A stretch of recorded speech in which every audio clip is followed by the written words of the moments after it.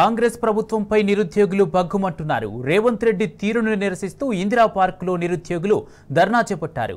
Group 1, group 2 పోస్టులను పెంచి GO 46ను వెంటనే రద్దు చేయాలని డిమాండ్ చేశారు. కాంగ్రెస్ నేతలు ఎన్నికల సమయంలో నిరుద్యోగులను రెచ్చగొట్టి బస్సు యాత్ర చేపట్టేలా చేశారని మండిపడ్డారు. ఇక నిరుద్యోగుల సమస్యలను పరిష్కరించకపోతే రాబోయే రోజుల్లో పెద్ద ఎత్తున ఉద్యమాలు చేపడతామని కాంగ్రెస్ ప్రభుత్వాన్ని హెచ్చరించారు. ఈ ధర్నాలో ఎంపీ ఆర్ కృష్ణయ్య, బీఆర్ఎస్ శ్రేణులు పాల్గొన్నారు.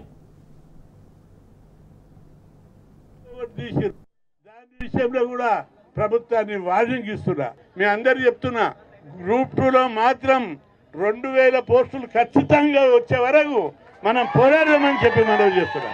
మీరు అందరు ఇదే విధంగా 2-3 సార్లు ధర్నాలు చేస్తే, మీరు పుస్తకాలతో కుర్చీ పడి చేస్తే లాభం లేదు.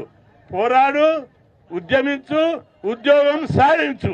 ఎప్పుడైతే యువకులు, మేధావులు, విద్యావంతులు వస్తారో రాజకీయ పాలన లోపల పాలన సమర్థవంతంగా నిజాయితీపరులుగా వీళ్ళు వస్తారు. ఎన్నికల ముందు చాలా మంది కష్టపడ్డారు. మీరంతా కొంతమంది నాయకులు కాంగ్రెస్ పార్టీకి అవకాశం ఇవ్వండి, ఈ పార్టీ బీఆర్ఎస్ పార్టీ అధికారంలో ఉంటే మనకు ఉద్యోగాలు రావని చెప్పి అనేక రకాలుగా రెచ్చగొడితే ఇవాళ బీఆర్ఎస్ పార్టీ అధికారంలోకి దూరమైంది. ఎందుకంటే కాంగ్రెస్ పార్టీ నాయకులు ప్రతి మీటింగ్ లో ఎక్కడికి వెళ్ళినా కూడా కాంగ్రెస్ పార్టీ అధికారంలోకి వస్తే బిస్వాల్ కమిటీని మేము అమలు చేస్తాం, ప్రజలకు, విద్యార్థి నాయకులకు, విద్యార్థులకు అందరికీ హామీ ఇస్తే మీరందరూ కూడా కాంగ్రెస్ పార్టీకి అవకాశం ఇవ్వడం జరిగింది.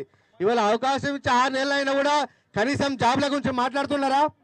ఆనాడు కేసీఆర్ గారు ముఖ్యమంత్రి ఉన్నప్పుడు అప్పుడు ఇచ్చిన నోటిఫికేషన్లు కొన్ని పోస్టులు రిజల్ట్ పెండింగ్ ఉంటే ఆ రిజల్ట్ ఇచ్చి ఆ పత్రాలు చేతిలో పెట్టి ఈ 30,000 ఉద్యోగాలుగా మేము అచ్చుడుదని ఇచ్చామని చెప్పిన రేవంత్ రెడ్డి గారు ఇప్పటి వరకు కూడా ఒక నోటిఫికేషన్ ఇవ్వాలంటే నిరుద్యోగులకు రేవంత్ రెడ్డి గారికి ప్రేమ ఉందా లేదా అనే విషయాన్ని మీరంతా ఇప్పటికైనా దయచేసి మీరు అర్థం చేసుకుంటే బాగుంటుందని చెప్పి ఈ సందర్భంగా కోరుతా ఉన్నా.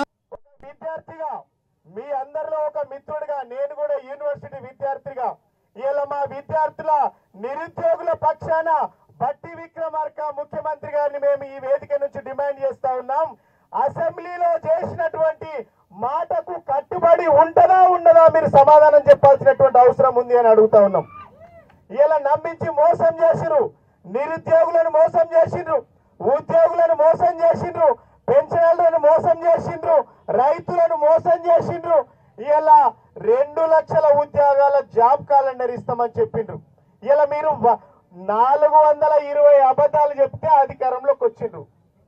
ఇలా ఒక్కరిని గారు 420 మేనిఫెస్టోలో అబద్ధాలు చెప్తే ఇలా మీరు అధికారంలోకి వచ్చిండ్రు. అధికారంలోకి వచ్చిండు మీరు అనేసి మాకు కుళ్ళు లేదు. కానీ ఎవరైతే మమ్మల్ని బదనాం చేసి మీరు అధికారంలోకి వచ్చిండ్రో మాట నిలబెట్టుకొని విద్యార్థుల జీవితాలతోని చెలగాటం ఆడొద్దని ప్రభుత్వాన్ని మేము డిమాండ్ చేస్తా ఉన్నాం.